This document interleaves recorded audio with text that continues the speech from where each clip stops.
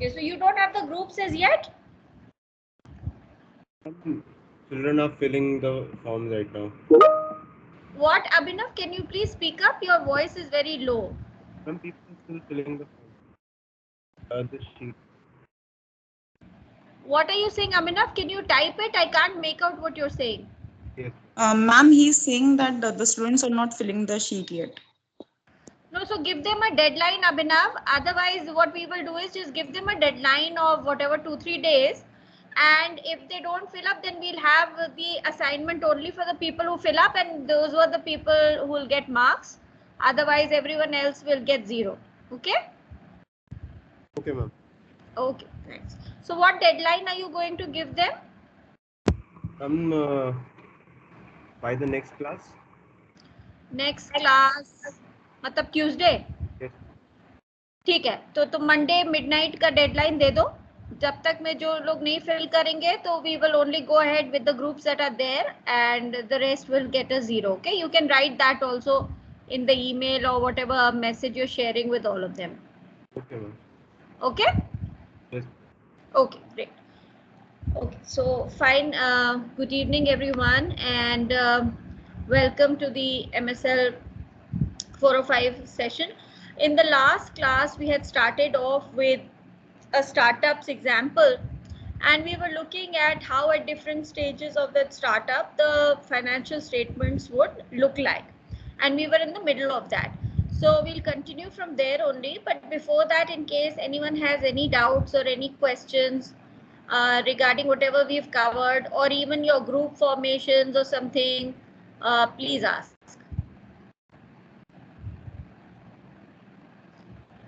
ठीक है, अभिनव, किसी ने कोई क्वेश्चन या डाउट तो नहीं तुमको कन्वे किया on behalf of the class? नहीं मैम. ओके फाइन, ठीक है, ठीक है. So if there are no questions और doubts then I would just share my screen and we can get started.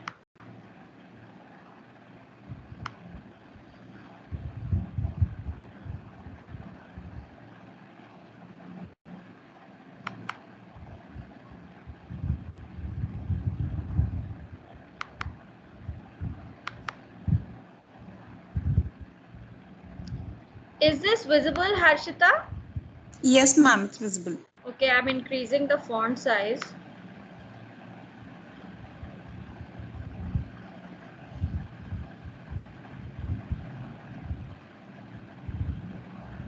And you were saying we were here, na?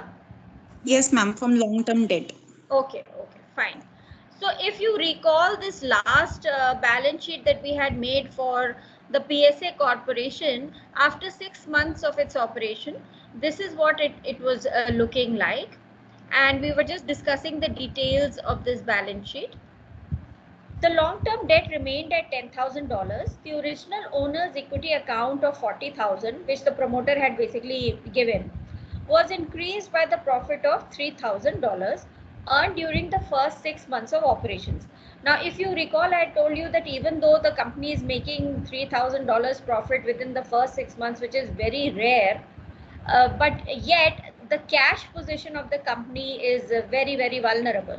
And that is why the owner had to raise personal debt through credit cards to balance the company's operations and to ensure that the cash flows are there. Okay. Thus, the owner's equity account is $43,000 at the year end.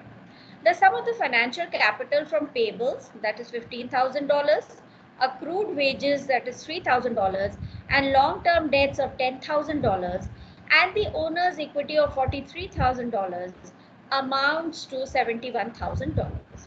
Because the total assets were $96,000 and recorded financial capital was $71,000, there was a shortfall of financial capital of $25,000.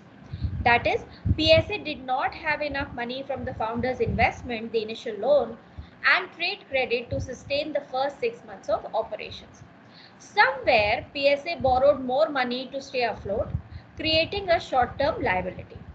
This is a typical problem for new ventures. Even when they are profitable, they may be out of cash and forced to go to extreme measures to fund profitable operations. PSA's founder applied for and personally guaranteed 2 credit cards. Together, they provided a line of credit of $30,000. Both had introductory rate specials of 0% for the first 6 months, rising to 12.9% thereafter. Once PSA starts paying interest on the carried balances on these credit cards, the income statement will have to reflect the additional interest expenses. So students, not just as startups, there so you have to be ultra careful, but even as a personal advice, if you do have credit cards, you need to be extremely careful regarding the payment of credit card bills within the due date specified. Otherwise, the interest charges on credit card becomes very prohibitive.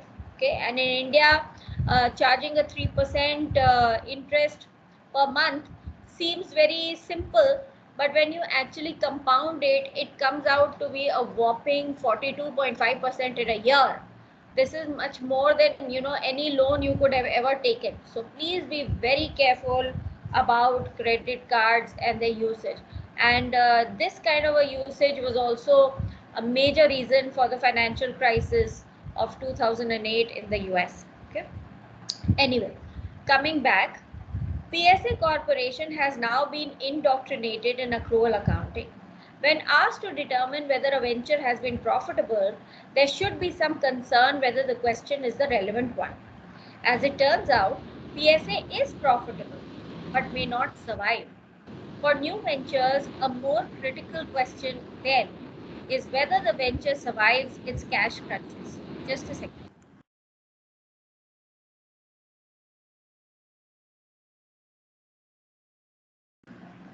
Okay.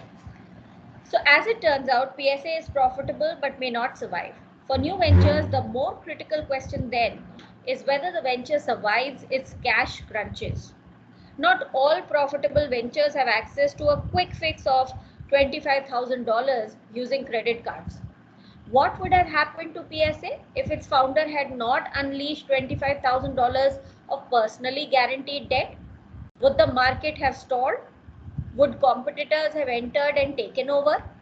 Another important question is when the venture will have the cash to pay off the credit cards. आपने credit card पे debt तो ले ली है, but when will you get the cash to actually pay it off?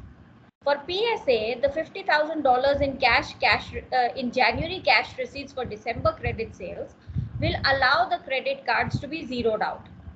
These critical survival questions are best handled by considering cash flows directly. Okay. So here we look at the cash flow statement. Don't worry, just understand the concept, and I have also shared with you the background material of cash flow statements which are taught in a core course like Msl405. So you can refer to that material also in case you need more reading on the cash flow statement. Okay. So table 4.5 presents PSA Corporation's statement of cash flows for the first 6 months of operation. Cash flows from operating activities begin with the $3,000 in net income during the period. Next, we add back $1,000 in depreciation expense because this is actually not an expense. It is just an accounting treatment, right? So that cash is already there with the company. Okay. Then let us look at the others. Then I'll bring you back to the cash flow statement. Okay. Because depreciation charges are an accounting fiction for approximating a real decrease in the value of fixed assets. They are not a use of cash. They have not spent that cash. The associated cash outflow took place when the fixed asset was acquired. Other cash flows related to operations originate in collecting more receivables than those granted during the period, and similar net changes in inventories, payables, and accrued wages. For example, PSA had no receivables on June 30th, but ended the year with $50,000 in receivables, tying up an additional $50,000 of cash in financing receivables for the first 6 months of operation. The concept of cash flow is easier to understand if we examine the inventories account. If inventories decreased between two balance sheets, then the cash will be released from supporting inventory had to go somewhere. If the inventories increased, the cash to support their current level had to come from somewhere. Okay? PSA's inventories increased from $10,000 at the end of June to $26,000 at the end of December. There was an inventory related net use of cash to the tune of $16,000 over the 6-month period. मतलब हमने $16,000 को और cash को lock in किया हुआ है इन inventories. One way to offset the increased use of cash from growing inventories is to use more trade credit. That is, you take purchases in terms of payables on credit. If the entire $16,000 increase in inventories was mirrored by a $16,000 increase in payables, then suppliers would be providing all of the cash necessary to support the new inventory level, and the net cash flow effect of growing inventories and trade credit would be zero. For PSA, payables were $10,000 on June 30th and $15,000 on December 31st. While the $5,000 increase in payables helps, it does not go far to soften the $16,000 hole created by the swelling inventories. Borrowing from employees through accrued wages cuts free an additional $3,000 over the period. So now let us look at the cash flow statement with all of this data. So here we have started with the net income, okay, which should ideally be giving you a net inflow of cash, okay, plus depreciation, which is cash, minus any increase in receivables. Okay, when you extend more trade credit, you use current cash reserves to fund sales in hopes of future cash receipts, minus any increase in inventories. Expanding inventories also uses cash, okay, plus any increase in payables. So when your payables increases, that means you are sitting on that cash and someone else is financing you. So taking trade credit decreases the cash needed to support inventories. And increase in accrued wages, again borrowing more from employees decreases the amount of cash otherwise needed. So basically any increase in your current assets in terms of receivables and inventories, not cash, means that you're locking up your cash, and any increase in your current liabilities means that you have that cash with you. Okay, so that is why all increase in receivables and inventories are shown as an outflow, and all increase in payables are shown as inflows and with the plus sign. Okay, so when we add all of this up, the net cash flow from operations is minus $54,000. So basically in cash flow statement, students, we divide the cash flows into 3 categories. The first and the most important category is a cash flow from your operations, your operating activities. Basically, you're buying and selling, how much of that cash flow is required for those operations. The second category is called cash flow from investing activities. That is when you buy equipment, land, plant, machinery, all your fixed assets, okay, or when you sell any machine, land, plant. So those are investing activities, buying and selling. So you have cash flow from those investing activities. Naturally, if a company is growing, typically you will be spending cash to acquire more fixed assets. Okay.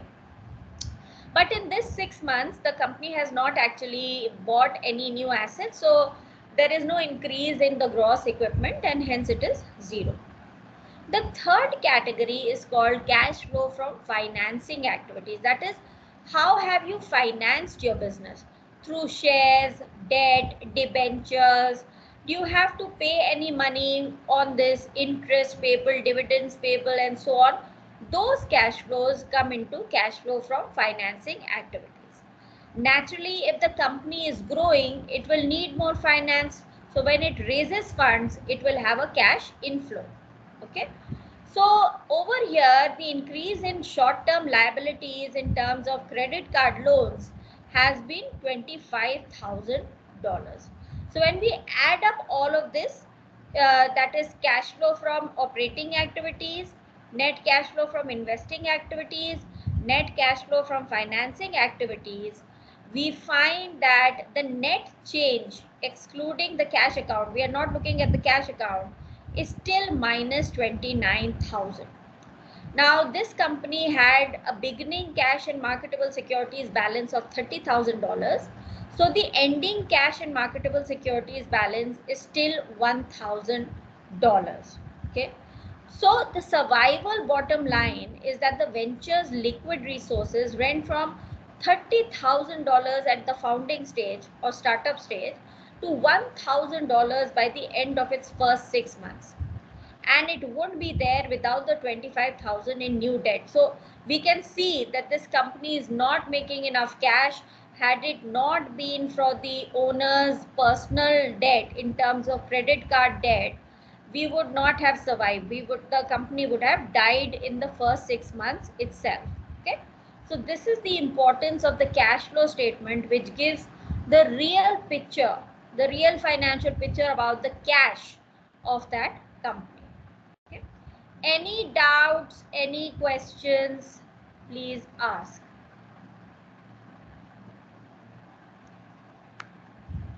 Anyone? Ratnesh, are you here?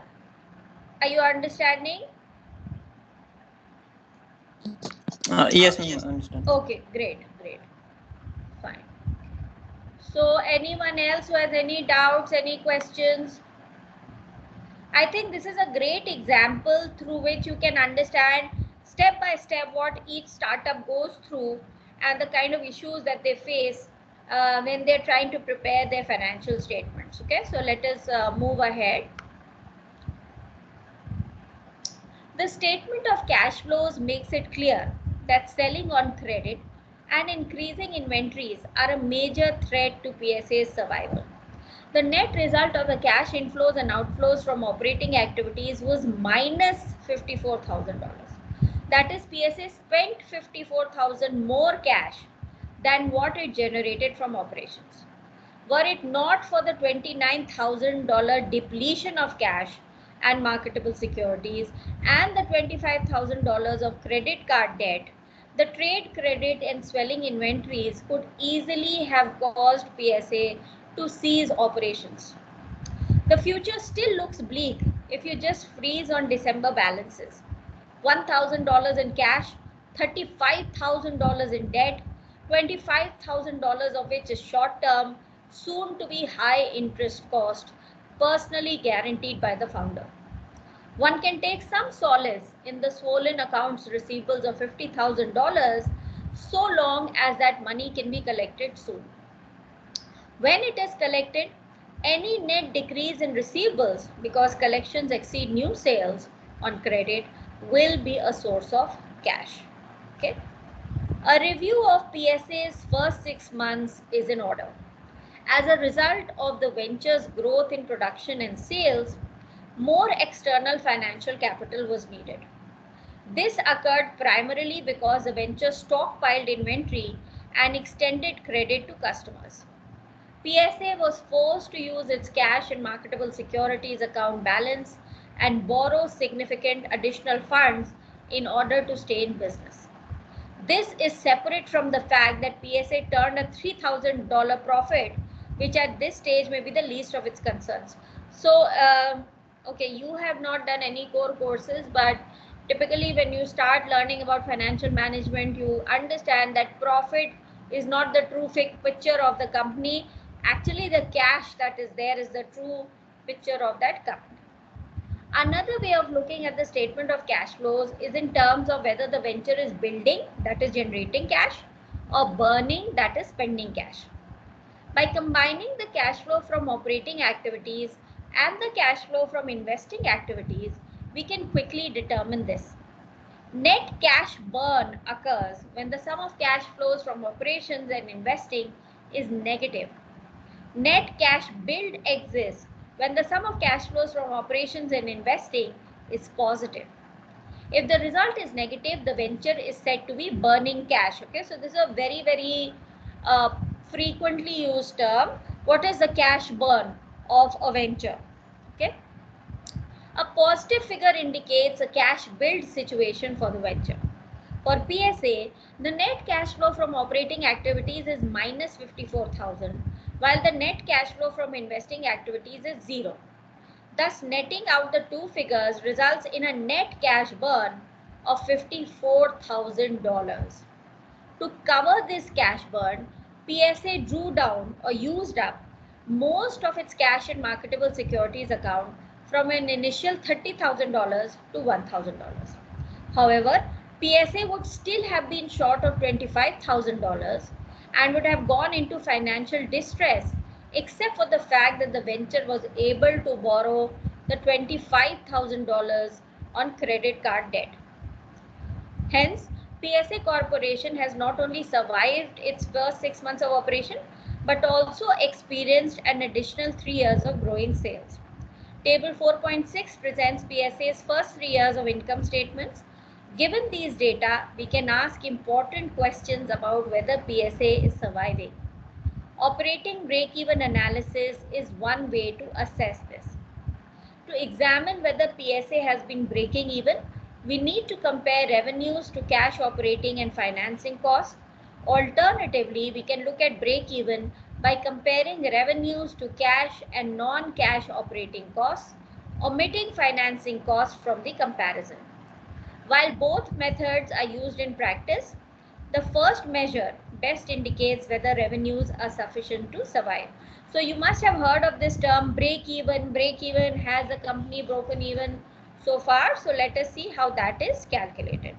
Again, students, since you have not done any core courses, if you have not done any core courses, I have shared the break-even analysis chapter also from the core course in finance. So you can go through it to get more details on the break-even analysis. Okay. Now let us see how survival break-even is calculated for a startup. Expenses or costs that vary directly with revenues are said to be variable expenses. The costs of directly producing a product or delivering a service are considered to be the variable expenses for most firms. In general terms, it is referred to as the cost of goods sold or COGS. There could be other costs also that could be variable. For example, a venture sales force may be paid a commission or a percentage of the sales that they make. These costs, I'll come to this later, vary with the sales generated, hence they are variable cost. Ventures that must closely manage their available cash may prefer to pay their sales force on a commission basis. Many other expenses are fixed by managerial operating decisions. Fixed expenses or costs are expected to remain constant over a range of revenues for a specific time period, such as a year. For example, general and admin expenses, including predetermined compensation in the form of base salaries, are largely fixed expenses for most firms. For many venture firms, significant outlays are made for marketing expenditures to acquire customers. For example, a business plan may call for advertising costs to be fixed, that is a firm commitment, possibly contractual, over some time period such as 1 year. Okay. EBITDA, very popular term, is a firm's earning before interest, taxes, depreciation and amortization. EBITDA measures a firm's revenue minus its variable operating expenses such as costs and its fixed operating expenses. General and admin costs, rental payments, insurance premiums, and possibly all or a portion of marketing costs are generally viewed as being fixed. However, when considering venture survival, the entrepreneur must also be able to cover financing costs in the form of interest payments. Thus, to break even from a survival viewpoint, the venture's revenues need to cover all these expenses. This occurs, okay, let me show you the three projections, then we can come back to the formula for survival revenue. So first, see, this is the PSA Corporation's first 3 years of projected income statements, year 1, year 2 and year 3. The number of units sold in year 1 are 5,000, 15,000 in year 2 and 25,000 in year 3. Hence, the revenues that are generated are 500,000 in year 1, 1,500,000 in year 2 and 2,500,000 in year 3. The cost of goods sold is calculated as 75% of revenues, which was given in the earlier statements. So COGS for year 1 is $325,000, $975,000 in year 2, and $1,625,000 for year 3. The gross profit is nothing but revenue minus COGS, and hence it is $175,000 in year 1, $525,000 in year 2, and $875,000 in year 3. Here you can see the admin expenses are fixed in nature, and they are $200,000 for the 3 years. Similarly, the marketing expenses are also fixed, and they are $180,000 for the 3 years, which gives us the EBITDA of $205,000 in year 1, $145,000 in year 2, and $495,000 in year 3. Okay. Now you can see that the EBITDA has been calculated by deducting the admin and marketing expenses from the gross profit. Now from this we take out depreciation, which is again a fixed amount of $25,000 for the 3 years, and we get what is called EBIT. There is no amortization for this company. So your EBIT is minus $230,000 in year 1, $120,000 in year 2, and $470,000 in year 3. Less interest, which is again just the fixed amount of $20,000. So we get earnings before taxes of $250,000 in year 1, $100,000 in year 2, and $450,000 in year 3. Now here, students, typically if a company does not have any earnings, that is, it is making a loss, it should not be charged any taxes. However, in the Income Tax Act, any losses that a business makes can be recovered from the income of the subsequent 8 years. Okay, and that is why they have shown on an accrual basis the tax liability for the company for this $250,000 income. Suppose it had been an income. Okay, so you don't have to worry about absorption of tax laws and all that. This figure is just been shown because of the accrual basis of accounting. Okay, so after we take this out, the net income is $175,000 loss in year 1, a profit of $70,000 in year 2, and a profit of $315,000 in year 3. So as you can see, it is somewhere between year 1 and 2 that the company will actually break even and move from loss making to a profit making enterprise. Okay, so these are just the projections for the 3 years. Anyone who has a doubt? Ma'am, can you please explain? Yes, what? What is the term EBITDA mean? EBITDA. What is the term EBITDA? Who's asking this question? Ma'am, I am Ratnesh. Acha, okay. Ratnesh, basically EBITDA stands for earnings before interest, taxes, depreciation and amortization. If you recall, in the last few classes, we had discussed operating profit. You remember that, EBIT? Ratnesh? Yes, ma'am. Okay. Yes, ma'am. Remember, from gross, the sales revenue, we had taken out COGS and we had got the gross profit. And from gross profit, we had deducted the admin expenses and the marketing expenses, and we had got EBIT, which is operating profit. Now, EBITDA is nothing but the addition of depreciation and amortization to the EBIT, because depreciation and amortization are not cash flows. They are just an accounting treatment. Remember, I had told you that depreciation is just an accounting treatment where we write off some value of the asset and we treat that as a tax deductible expenditure. But it is not that the company is actually paying depreciation to anyone. It is not an actual expense. Okay. So as we have read in the case study also, it is an accounting fiction. So if we want to know the actual earnings that are there with the company, we add depreciation and amortization to the EBIT figure, and that becomes the EBITDA. Okay, Ratnesh? Ratnesh, have you done any core courses? No, ma'am, I have not done. So that is why you are finding it difficult. So Ratnesh, I hope that you're reading through all the material that I have shared with you. Have you read through that? Yes, ma'am, I'm reading. What? Your voice is not very clear, Ratnesh. Yes, ma'am. I'm reading. I just said. You're still reading. Okay, so please read, and more doubts and questions if you have, please ask, because you are clearly at a disadvantage because you have not done these core courses. So it is for the first time that you must be hearing all these items. Okay. Okay, so I hope that you've understood, Ratnesh, for now what EBITDA means. Yes, ma'am. Like I understood.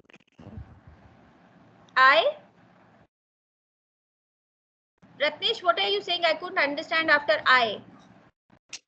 I said that I understood. Okay, okay, great, great. ठीक है. Please keep asking questions wherever you feel that there is a doubt or anything. Okay. Fine. Then let us also look at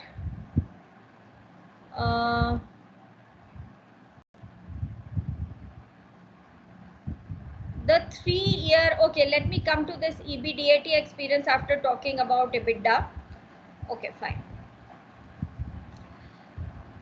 So this I have already told you that EBITDA is nothing but the firm's earnings before interest, taxes, depreciation and amortization, and it gives the final amount of earnings that the company has, because anyway depreciation and amortization are just an accounting treatment. It is not that the company is actually paying any money.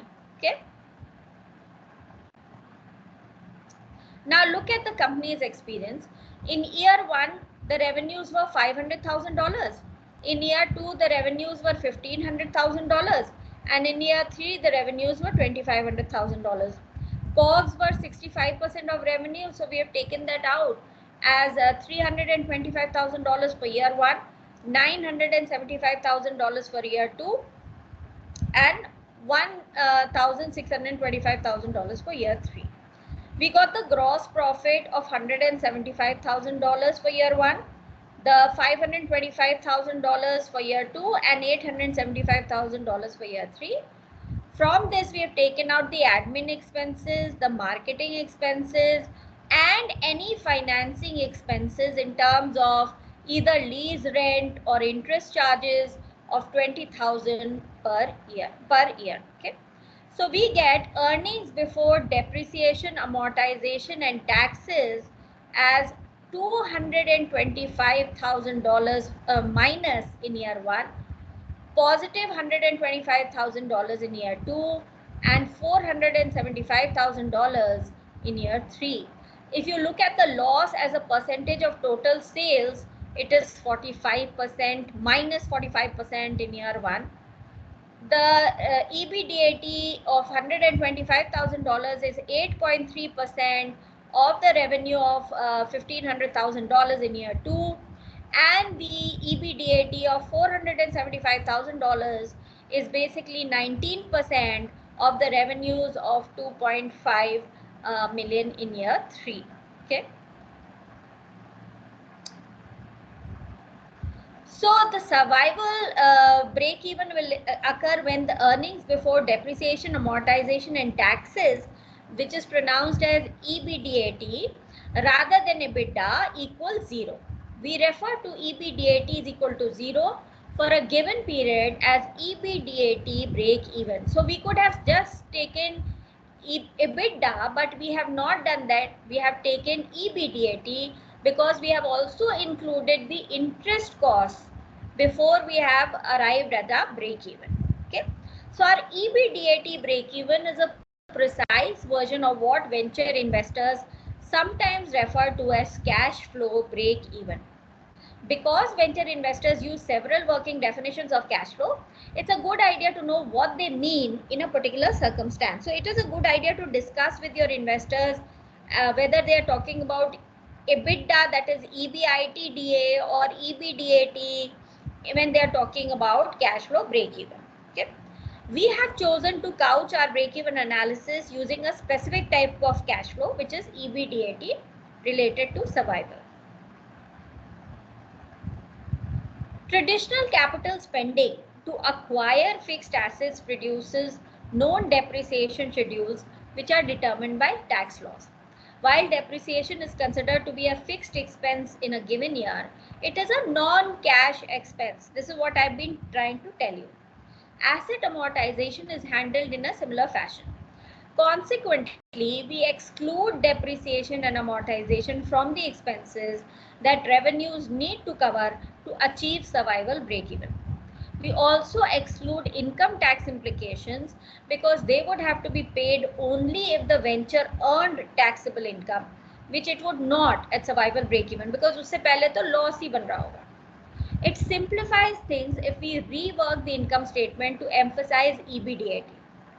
Table 4.7 shows a before tax analysis after stripping out non-cash items like depreciation and amortization. Historically, it is easy to examine whether a venture has achieved break-even levels of EBITDA. Just look at its income statements. PSA Corporation did not achieve break-even during its first full year, due primarily to ramping up of its administrative and marketing expenses. In year 2, it passed break-even to achieve a surplus EBITDA of $125,000. Year 3 exhibited even greater success with EBITDA reaching 19% of revenues. Okay.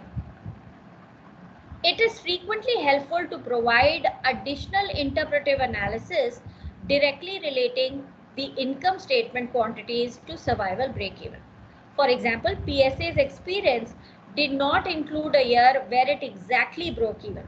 What level of sales is needed to exactly break even? So from the income statements, we can see that it broke even somewhere between the first and second year. But exactly when did it break even? On which rupee sale amount did PSA break even? So to understand that, we just look at this formula.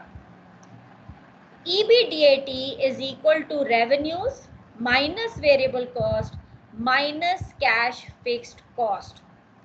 Cash fixed cost include both fixed operating and fixed financing costs.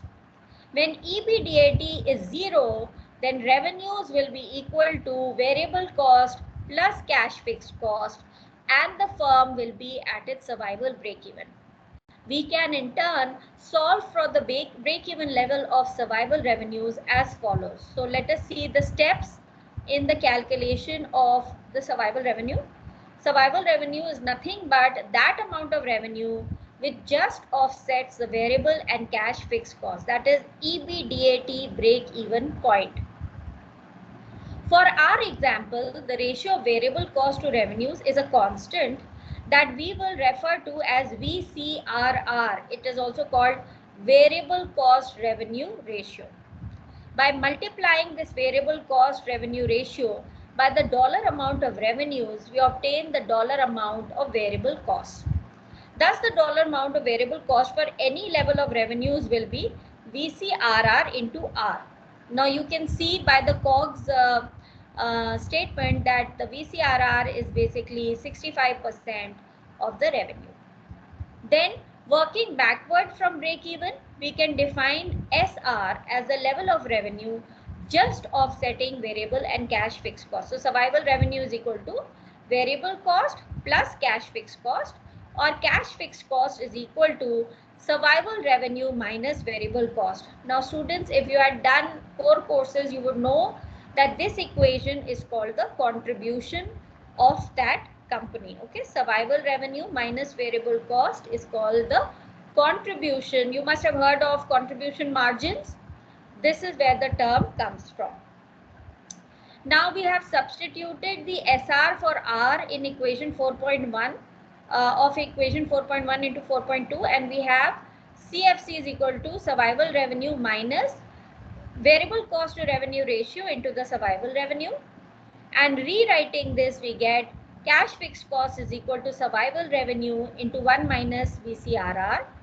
And finally, solving for SR gives us the operating revenues necessary for a zero EBITDA, that is the earnings before depreciation, amortization and taxes break-even point.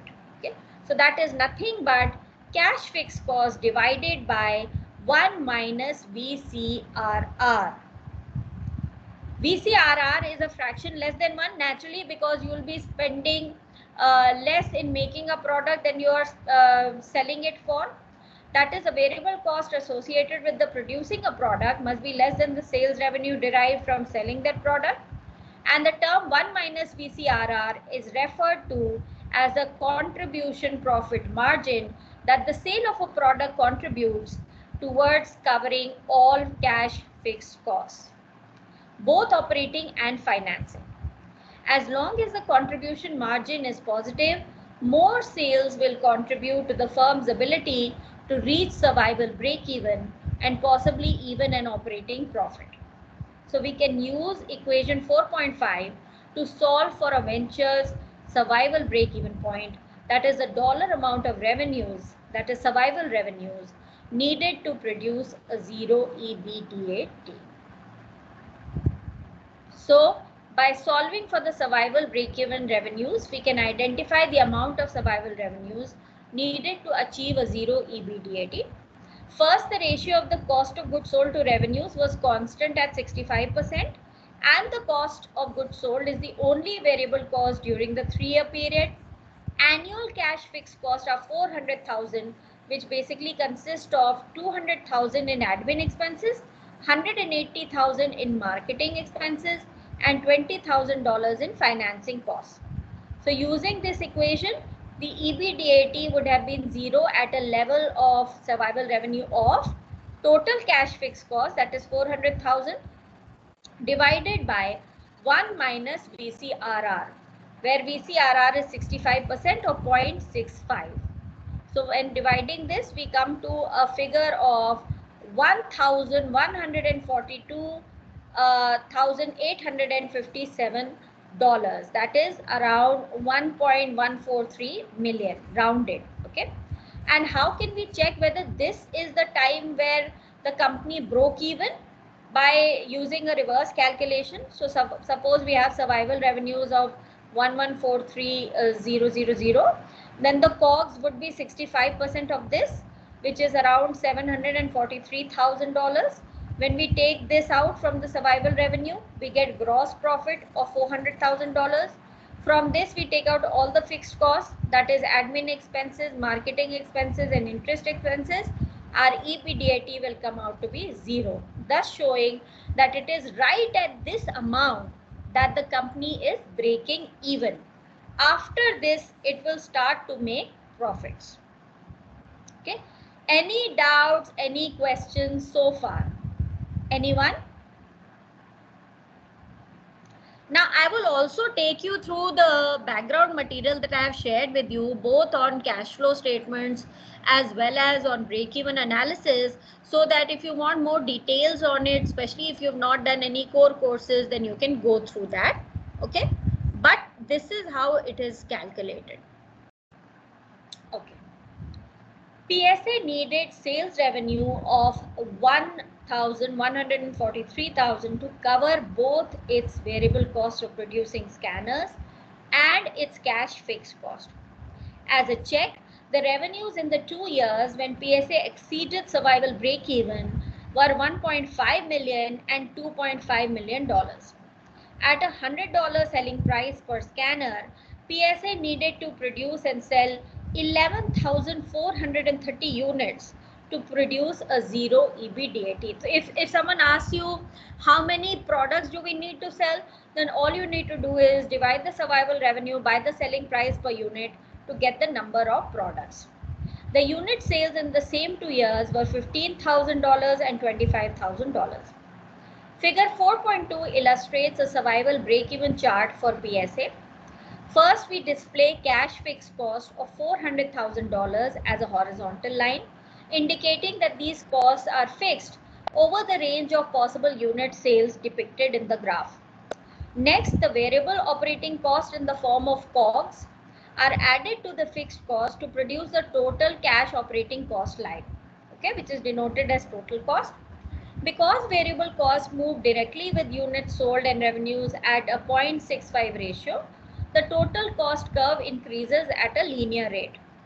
The revenue line starts at the intersection of the two axes, where 0 units sold reflects 0 sales revenue. So the revenue will always start from the origin. However, As sales are produced, the revenue line is more steeply sloped than the total cost line because sales revenue on an incremental unit exceed variable cost of that unit.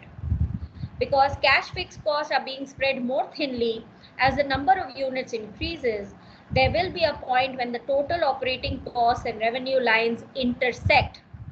This intersection, of course, occurs when the EBITDA is zero. At revenue levels below or to the left of the intersection point, PSA would have had an operating loss, and at revenue levels above or to the right of the intersection point, PSA would have had positive EBITDA. So let us look at the chart representation. Here you can see the revenue line is starting from origin and is going up steeply. The total fixed cost line is horizontal to the x-axis. Now you have all costs and revenues given on the y-axis, and you have the units or the production given on the x-axis.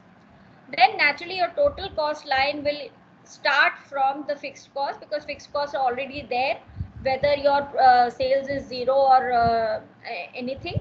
So total cost line will start from here and will also go up linearly. And your break even point will exist where your cost line and your revenue line cross or intersect. And if you need the graphical representation, all you need to do is you need to just drop a line down to the x-axis over here and take a line parallel to the x-axis over here. Let me see if this pen is working. Okay, so okay, it is not working in this. Let me see if this. So if you take out this line, and I'm sorry, it's not a straight line, it is coming as a crooked line, but this, so this will give you the BEP units that you want, okay, and this will give you the break even sales revenue in terms of how much you would need to make to be able to cover your cost. Now before this, the company is only making losses, and after this the company will start to make profits. Okay, since you're doing this for the first time, students, I don't want to take you beyond break even one. Just remember this much, but eventually if you ever study more finance courses or something, then there are more strategic interventions where we have break even point 2 and all coming in. So don't worry about that, just focus on this. Okay, so you can calculate your break even both through the charts method, this graph method, or you can also do it with the equation method. Okay, so this is what I wanted to show you. Let me erase this. Any doubts, any questions so far? Anyone? Okay. Now identifying break-even drivers in revenue projection. So you might want to know, how can we accelerate our break-even? What are the drivers that actually lead to break-even points? Okay, it is important for the entrepreneur to identify major drivers for break-even levels of revenues. A survival stage venture will be concerned primarily with EBITDA break-even. For many new ventures, the most important influence or driver on the venture's break-even is its variable cost to revenue ratio. We illustrate this influence using a hypothetical change in PSA Corporation's VCRR. Suppose in year 2 that as a result of volume purchase discounts, PSA had received a pleasant surprise: lower production cost of $60 per unit or 60% of revenues. While you could rework table 4.7 and observe the impact of a higher contribution profit margin, that is now 40% instead of 35% on the venture's EBITDA, directly solving for the new survival break-even revenues is enlightening. This can be done as follows. You just have to now replace 65% with 60%. And so survival revenues becomes cash fixed cost of $400,000 divided by 1 minus VCRR, where VCRR is now 0.60. So your survival revenue becomes $1 million. Therefore, at a contribution profit margin of 40%, the level of survival revenues needed to have broken even at 0 EBITDA would have dropped to 1 million.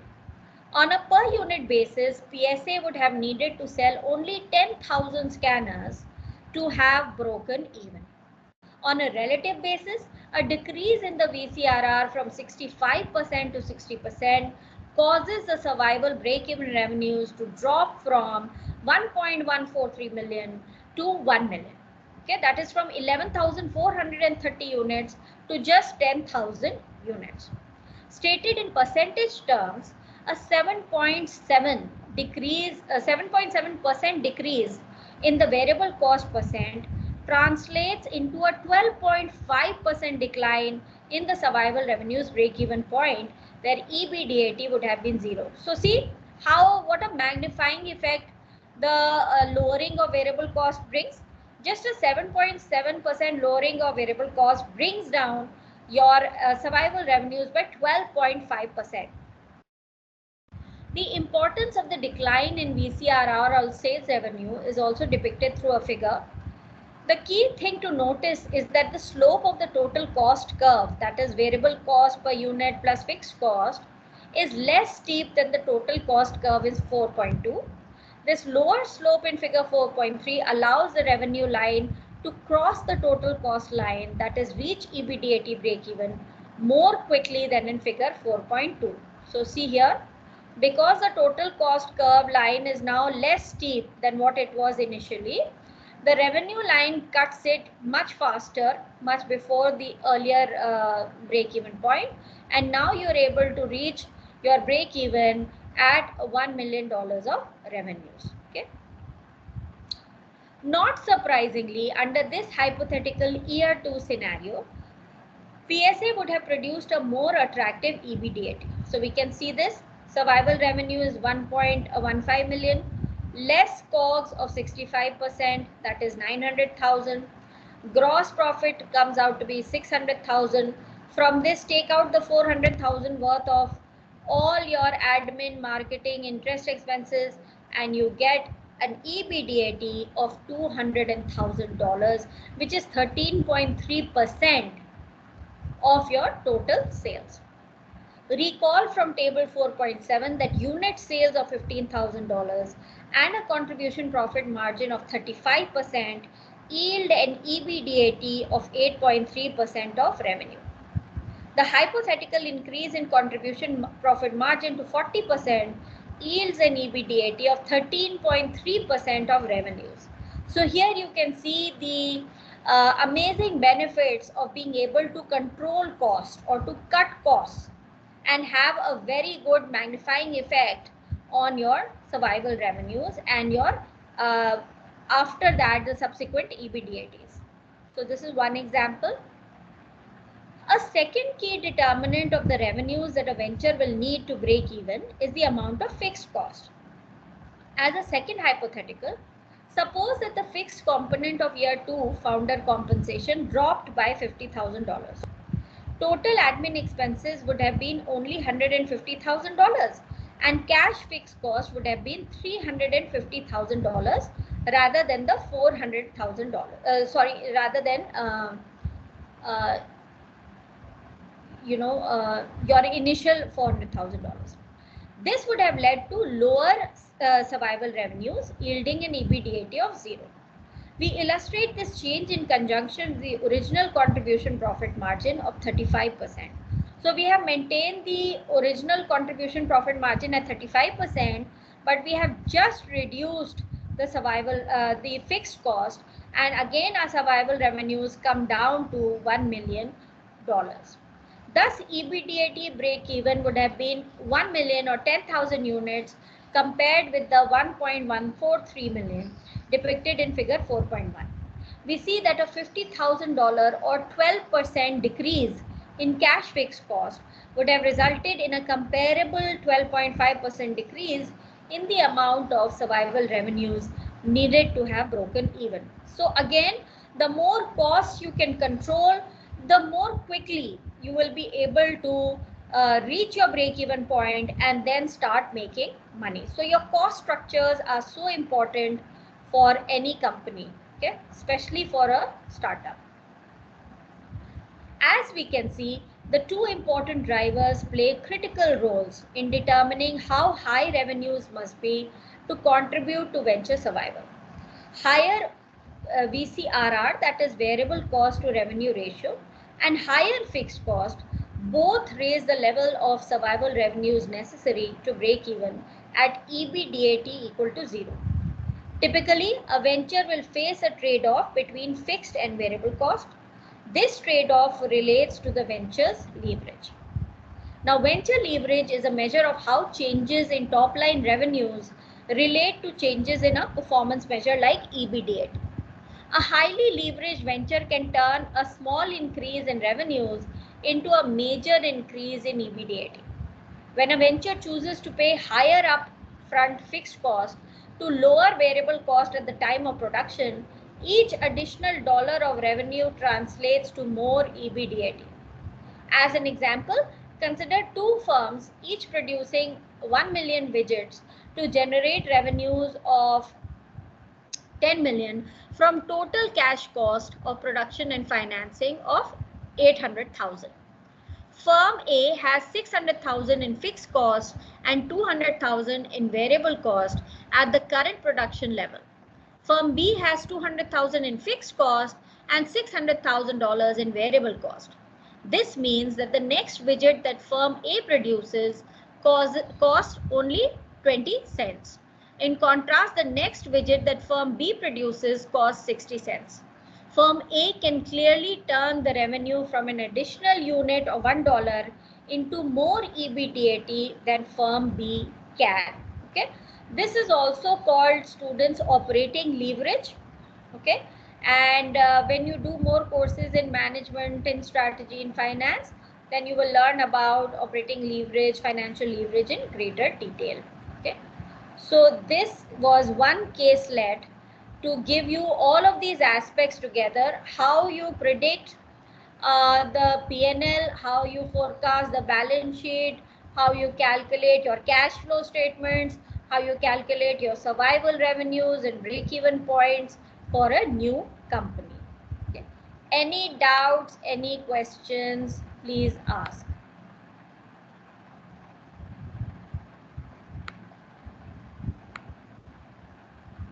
Any doubts, any questions so far? Okay, now let me just show you the material that I have. I don't know whether I put it up for you or not. Let me just check in the file section.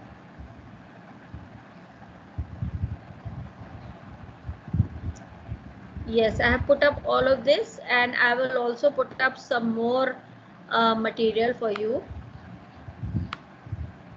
where you can go through both the break even and also the cash flow statements. Okay, so this is projecting cash flow. I think this I have already put.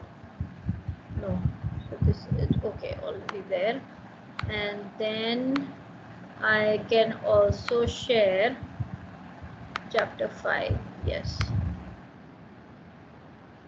these two, and I can also upload right now your break even analysis thing so that you can go through that also.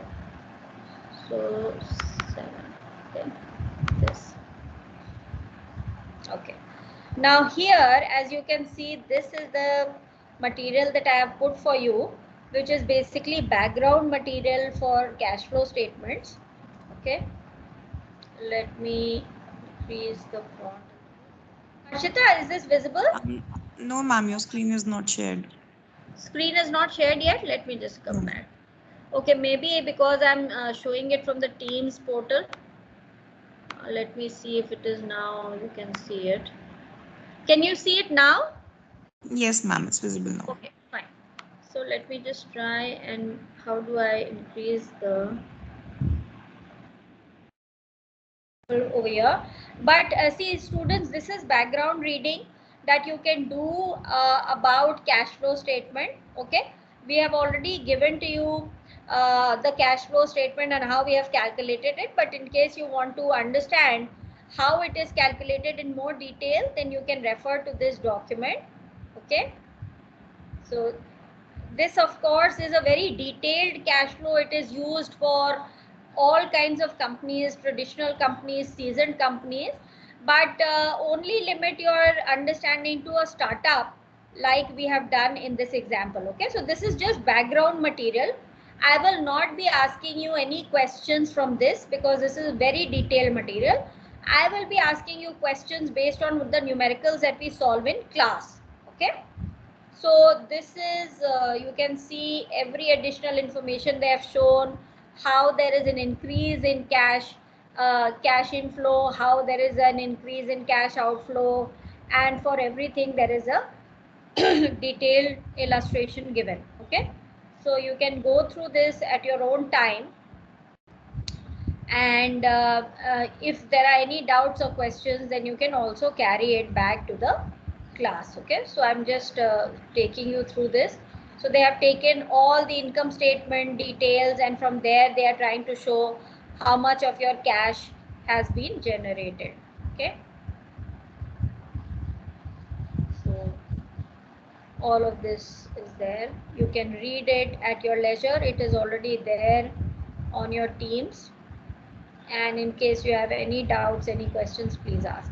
Basically, any increase in your current assets except for cash naturally will show that you are actually locking in cash, and any increase in your current liabilities will show that you are using someone else's cash and that you have a much better cash position than what it would have been.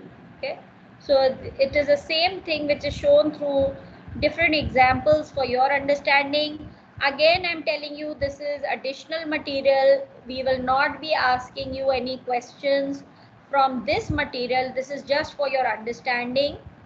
Okay, whatever we actually do in class, the numericals and all, we'll be only asking you similar numericals which are more related to startups rather than all kinds of companies. Okay, so here are some objective type questions, true false, which you can solve to test your knowledge. Okay, then the other document which I have shared with you, which is basically on the break even. Yes, this also I've shared from my core course. Okay, and we have already done survival revenues and everything. I've already given you the formula and the graphical method, but in case you want to read more about this, you can go through this chapter, this material. It talks about the break-even analysis through an example. Okay, and it takes you step by step for the entire concept. Okay, so this also you can refer to contribution margin, contribution volume ratio, which is nothing but your VCRR. Okay, just for extra knowledge you can go through this material. Okay, it's very detailed material. Please do not feel overwhelmed. Please go through it only if you want to read extra or you want to build up your base because you have not done the required core courses. Okay, we will not be asking you any questions from the same. It is just given to you as extra reading. Okay, there is a algebraic equation also that is used, which you can use to calculate break even. Okay, this is all very detailed. It will come in very handy to you if you have understood the basics. Of course, the class will only focus on startups, and so we will only be doing numericals around startups. Okay, so let me go through this quickly. So all of this, I think when you open it in the proper way, these lines will go off, so you can do this. The graphical method is also given here. Then there is a summary of all the key points. Okay, and then this is the graphical method to indicate the same thing. Okay, these are objective type questions, fill in the blanks, etc., that you can do. Okay, there are numerical exercises also given which you can also attempt to solve. The solutions are also there, so that once you solve them, you can refer to these solutions as well. Okay, So this is the material. These are some additional exercises which have been scanned and given to you for people who want more numericals to solve. I don't know whether you will be doing that or not. Okay, so this has all been the different material that you can look at as a background. Okay, now let me show you something else.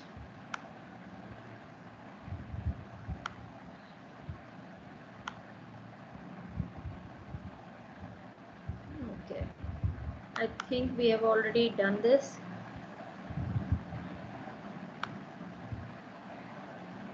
Yeah, I think we've already done this. Have we done this, Ratnesh, this particular PPT? Do you remember? Ma'am, I don't know about, like you may have done in first and second class. नहीं, first and second class में तो नहीं किया था. Abhinav, do you recall this, or Harshita, do you recall this being done? Ma'am, I'm checking actually. I don't think this was. नहीं. Okay. So Ma'am, in the second session, like we were covering all the features of the company and everything, and the procedure of registration. So using preparation of financial statements, I don't know, ma'am, whether we covered in those classes or not. In the second session, it was not covered. And in the fourth and sixth session also. Actually, all of this we have already discussed, but I'll again quickly go through it just so that, you know, if we have not covered, then we can just see. But we have already discussed all of this. It is just like a summation of whatever we have been discussing so far. So naturally, all of you know that assets are the financial, physical, and intangible items that are owned by the business. And you know that when we have to obtain and record the resources necessary to start and build a new venture, we have to depend on the venture's life cycle stage. So if you look at the development stage in the life cycle of a startup, the balance sheet would typically look like this. The assets would have only initial assets like initial cash, initial office furniture, computer, etc. And the liabilities and equity will typically only have your seed financing. That is your entrepreneur's own assets, the money that you've taken from family and friends, and so on. In the income statement, excuse me, ma'am. Hi, Arshita. Yes, ma'am, we have covered this. This was covered. Covered. ठीक है. Yes, students ma'am. हमारे इतने मतलब सो रहे हैं कि उन लोग को याद भी नहीं कि हम लोग ने कवर किया है कि नहीं. Yes, ma'am. Preparation and using financial statements we have done, ma'am. कर लिया ना. वही हमको लग रहा था that we must have done this. Definitely. Okay, fine. So now we come to this fourth chapter. Now let me increase the font size. I hope that this is visible. Okay. Now students, whenever a company needs to project their financial statements, they first have to start with the magic figure of revenues. How much of sales are we projecting that we can have? Now doing this exercise is very easy for a seasoned firm because they have years of historical data with them and they have been in the market for many years. But for a startup, it becomes a major challenge because they don't have any operating history. B, they could be coming out with a new product which is entirely new in the market, and so you don't have any previous history of such a similar product being sold also. Okay, so let us first see how a seasoned company does it, and then from there let us take some insights on how a startup can use a similar framework to try and project revenues for its own product. And naturally, only once you have the projected revenues can you then see, okay, to sell so much I will need to produce this much and this will be the cost of production, and then you can go backward and create your complete income statement and balance sheet.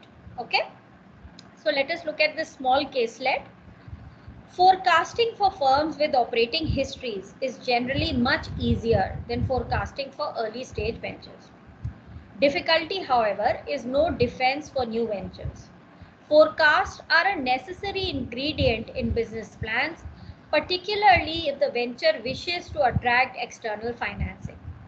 There is something to be said for taking a small step in the light before leaping into the darkness, that is new venture forecasting. Accordingly, we begin with the forecasting for a seasoned firm and use the insights it offers as guideposts for a useful approach to new venture forecasting. Okay. So let us see how forecasts are made for seasoned firms. Forecasting sales or revenues for a seasoned firm usually begins with a review of the firm's sales for the past several years, typically 5 years. 5 साल का तो data लेना ही है. Samsung Corporation, a manufacturer of electrical components for industrial air conditioning control systems, has 8 years of operating history. The past 5 years of sales were like this.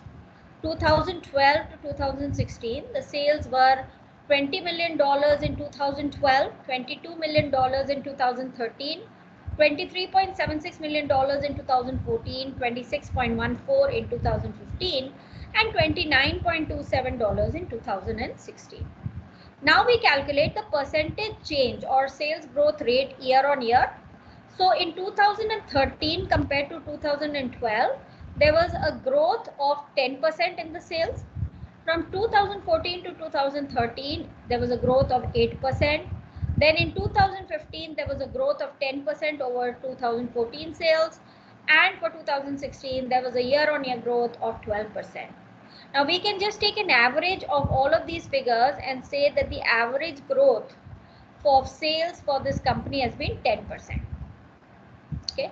As you can see, sales growth has been relatively stable, ranging from 8% to 12% with an average of 10%. Now, sales forecasts usually are based on either a single specific scenario or a weighted average of several possible realizations. Now, it is always good to look at possible scenarios because naturally sales never exist in only one scenario. There could be more than one scenarios that could shape up.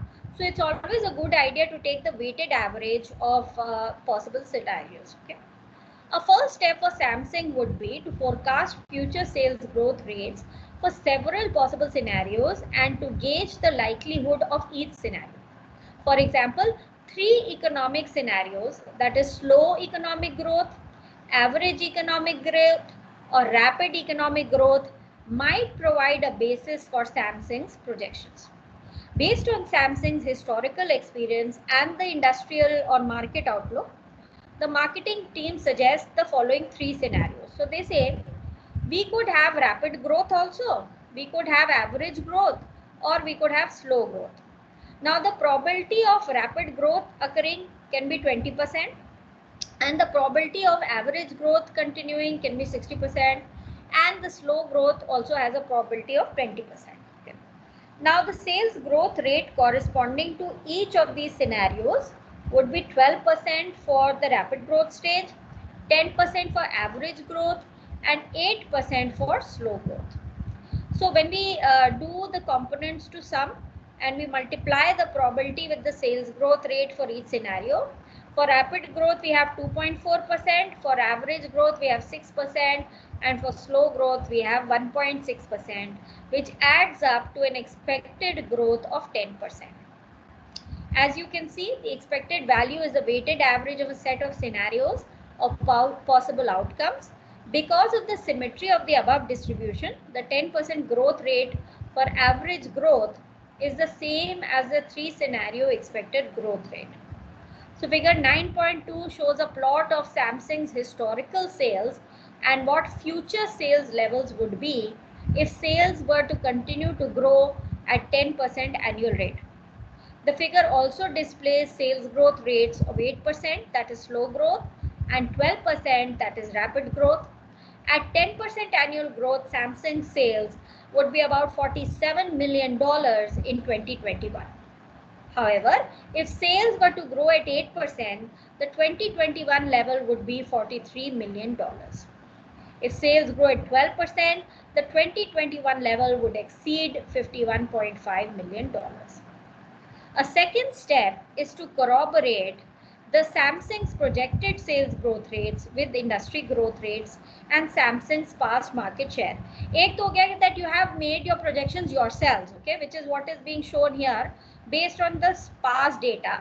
So you have just extrapolated it for the next 5 years, and you can see that at 10% growth, we will have 47.14 million in 2021 and 51.58 million at 12% growth and 43.01 at 8% if we continue to grow at this rate for the next 5 years. Okay, but this is just your projection.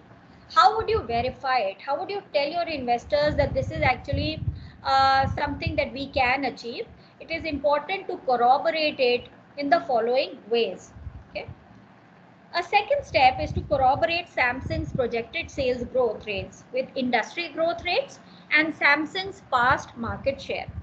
This method is frequently referred to as top-down or market share-driven approach to sales forecasting. For example, suppose that evidence shows that industry sales grew at an average 10% over the past 5 years. Demand at the industry level is expected to grow at an average rate of 10% over the next 5 years, with a range from 8% to 12% depending on the economy. Furthermore, Samsung's sales have averaged 15% of industry sales during the past 5 years. Unless there are compelling reasons to believe that Samsung will increase its market share, it is reasonable to project that its sales will grow in lockstep with the industry at an average rate of 10%. So first look at the industry projections. How would you get industry projections? You can look at industry associations websites, FICCI, ASSOCHAM, they give a lot of industry reports. Then your own Niti Aayog publishes economic surveys every year in which they look at each sector in the economy and they project the growth. You can also look at consulting reports of BCG, McKinsey, Ernst & Young. They also give a lot of sectoral reports. You can also go through large databases like Bloomberg and all. They also have a lot of market analyst reports and sector predictions and so on. So please see what is the rate projected there. Then look at your own company's market share and see if the company is growing, and if your market share is supposed to be stable, not grow or not come down, then what would be the resultant sales that you would make. Okay. The third step used to validate the sales forecast is through direct contact with existing and potential customers. This is market research, and this, students, is more important for startups like yours, entrepreneurs, because if you're a new, say you're a deep tech startup and you don't have a ready industry for your product yet, then the only people you can look at are potential customers. And this market research is essential for your business from the development stage itself. Okay. In your core course, your teams had presented business pitches and plans, and there too, the market research was so essential that they spoke to their potential customers to understand how many products they could sell, what would be the features, and all the details, and only then can they come up. So this is called the bottom-up approach, where you actually talk to your customers and then you forecast your sales based on that. So this is a bottom-up or customer-driven approach to forecasting sales. Samsung sells electronic components to firms that manufacture wall units for controlling industrial air conditioning systems. Likely sales to each of Samsung's major customers over the next 5 years are added to potential expected sales to new customers over the same period. This sum is then compared to the initial forecast, if any, and adjustments are negotiated. For example, upon closer inspection, Samsung may find that its customers plan to increase their orders at a rate of 8% next year because of a slowing economy. Because of a rapid economic recovery expected by the end of next year, the following year, those same customers will bounce back to support a 12% growth. So on balance, Samsung may conclude that a 10% annual growth rate over the next 5 years is reasonable. So see how they are corroborating that 10% growth rate based on their own projections, based on what the industry is looking like, based on their customers. Okay, and only then are they freezing it. And once you have this growth rate with you, then it is just a matter of extrapolation. You can create your balance sheet, P&L for the next 5-10 years, whatever you want. A fourth and final step considers the likely impact of major operating changes.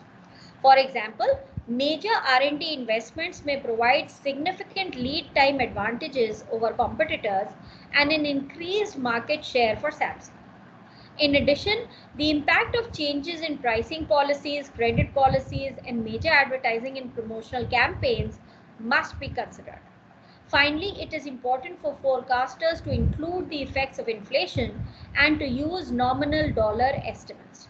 That is, inflation in input and output prices should be incorporated in all projections. While general price levels may increase, a specific venture's ability to pass increases in input prices to its customers depends on how competitors respond and on the elasticity of demand for the firm's products. So naturally, if prices are increasing for your inputs or for your raw material, whether you can actually transfer this price increase to your customers will depend on whether your competitors are doing the same thing or not. Otherwise, you may end up losing market share to competitors. And also on the elasticity of demand. Now, elasticity of demand, students, is an economic concept which basically gives the percentage change in the demand because of a percentage change in prices. So generally our consumers are very sensitive to price changes, and if you keep increasing prices, then the demand falls. Okay, typically this is the law of demand. Samsung is not planning any major changes in R&D or advertising expenses. No change in pricing is anticipated, although Samsung will forcefully respond to any price cutting initiated by competitors. Inflation is expected to remain at around 3%. As a result, Samsung is comfortable with projecting a 10% sales growth rate for the next 5 years. However, for the next 2 years, it will use 8 and 12% respectively, because 8 and 12% का उसको readily पता है कि हमारे customers इस तरह से हमारे orders को change करेंगे, so that they can directly put in. But yes, for the next 3 years, they are going to use an average projection of 10%. So see students, just to get to 10%, they have gone through all of these iterations, all of these confirmations through various sources before they have taken this figure. Serious consequences can result when sales forecasts are grossly inaccurate. For example, if inadequate sales forecasts are used to get Samsung's production capacity, the firm may not be able to respond to market demand. Market share will be lost as customers are serviced by competitors. On the other hand, when sales forecasts are excessive, cash burning inventories will tend to swell and outlays for capacity increases will be wasted. So you have to be very careful when you're projecting sales, because they become the basis of all your 5-yearly income statements, balance sheet, and so on. Plus you will be setting up your entire operations based on that. So if you have projected your sales at a very conservative level, then you will lose out market share to competitors. But if you have projected sales very over confidently, then again you'll be sitting with idle inventory which you will not be able to sell. That would also be a bad thing for the company. Okay, so this is how you project your sales forecast. Okay, and the next, this I have already given to you. And okay, so all the numericals, I think we can start from the next class with a fresh mind. I would request all of you to please go through all this material, because from the next class we would be starting to do numericals, and then the pace will again pick up. Okay, and I don't see Abhinav here, he has left. Harshita. Yes, ma'am. I'm quite concerned about the actual number of students, because the participation is so low and we have 80 registrations. Now that is why I've initiated this group formation, so that we can give them a group exercise soon, so that at least I see these students, because apart from Ratnesh and Dinesh, I think I don't think all the others are very regular. And Ratnesh also has missed out on the first few classes. Yes, ma'am, I believe so. Yeah. And I think ma'am Ratnesh already missed first session. He was there in the second session, I think. Acha, so Ratnesh ka ek hi, because Ratnesh is the only one who keeps asking questions, and naturally he's not done the core course, so he's finding all of this new. But I don't know about the others. Dinesh, have you done the core course? No, ma'am. You also have not done. So how have you guys gotten this course? Are you doing a minor in entrepreneurship? No, ma'am. तो क्या ये open elective की तरह मिल गया है? Yes, ma'am. Air drop के अंदर option था, मतलब तो फिर वो मिल गया. But this is not an open elective. ये क्या मतलब काफी confusion. And what about, I don't know how I will pronounce his name, Mij Sakshi Vilas Rao. Am I pronouncing your name correctly? Are you here? I don't think so. Pawan Singh, are you here? These are the students who just log in, and after that I think they go to sleep or something. They don't understand that a course like this is so technical that they would not be able to do well unless they are, asking questions or doing that. So that is why I want to give a break. But Harshita, we have no option, but from the next class we'll have to start with the numericals because we have covered all the theory part. Okay, ma'am. And Pritesh, are you here? Pritesh, Razi, are you here?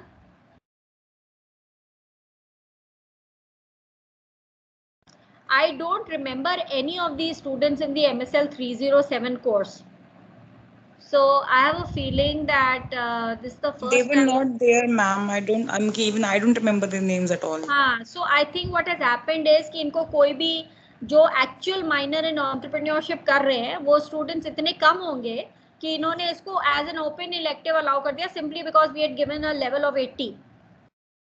Might be, ma'am, because that is why these students are there. Because ना तो इनको business plans के बारे में पता है ना pitches के बारे में पता है. Now they are just understanding how financials will happen for a startup, that they don't know how it's going to add up in the complete thing. Anyway, क्या कर सकते हैं? ठीक है, okay. So I think from the next session we will start. Ratnesh, please keep reading, okay? And all of you please keep reading. If you have any other doubts or questions, please bring it to the class. Fine? Okay. So thank you so much, Harshita, and I'll see all of you in the next class, okay? Thank you. Thank you, ma'am. Bye. Bye. Thank you, ma'am.